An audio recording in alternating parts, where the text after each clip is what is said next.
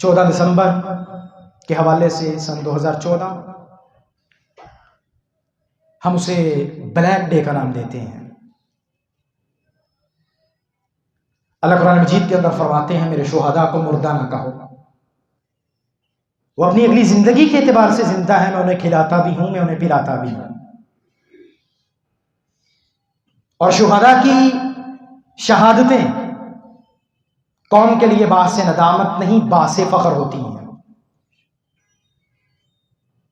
اور جب تک زمین کو لہو سے سیراب نہیں کیا جاتا، آپ اللہ کی زمین کا ٹکڑا چھینا ہوا کبھی بھی واپس نہیں کر سکتے۔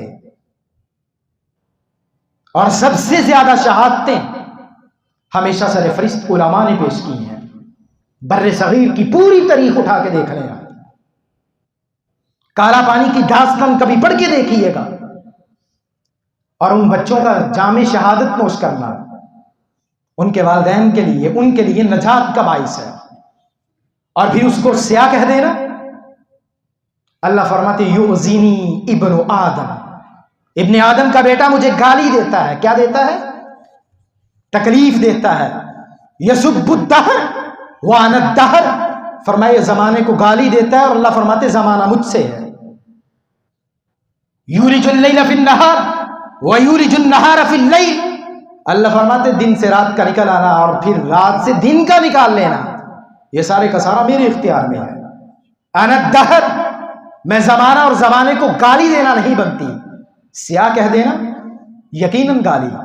اگر ہم دن کی بات کریں وجعلنا النہار معاشا، رب کریم نے دن کو انسان کے لیے معیشت کا پیٹ پالنے کے لیے ذریعہ بنا دیا، اور ذریعہ بھی ایسا فرمایا کہ انسان دوسروں کے سامنے ہاتھ پھیلانے سے رکنے کے لیے محنت اور مشقت کرتا ہے۔ جیسے صحابہ کی جماعت کے سامنے ایک آدمی تیزی سے گزرا، صحابی، صحابہ نے کہا اللہ کے رسول، کاش اس کی یہ تیزی، اس کی یہ چستی میدان جہاد میں جنگ لڑنے کے اندر ہوتی تو کتنا ہی کمال ہوتا۔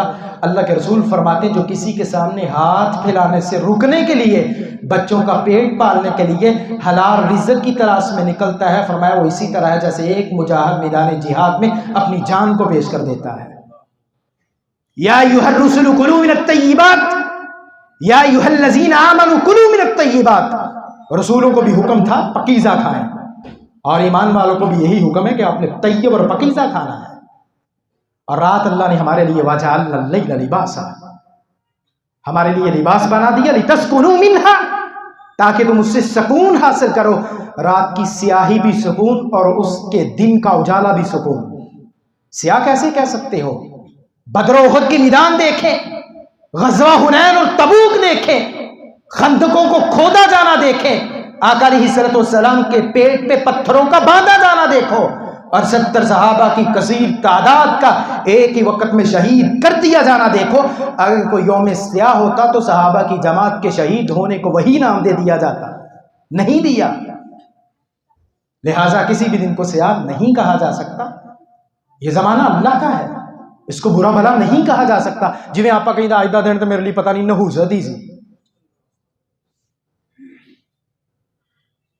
دن نہیں تھا، تمہارے عمل ایسے ہوں کہ جن کی وجہ سے یہ نحوست تمہاری زندگی پہ آ پڑی ہے، جس نے تمہارے معاملات میں دخل اندازی کی ہے، اور تمہیں شیطان کے راستے پہ چلتے ہوئے وہ جملے نکلوا دیے ہیں جس سے رحمان ناراض ہوگا، اور جس کے راستے پہ تو چلا ہے وہ شیطان راضی ہوگا۔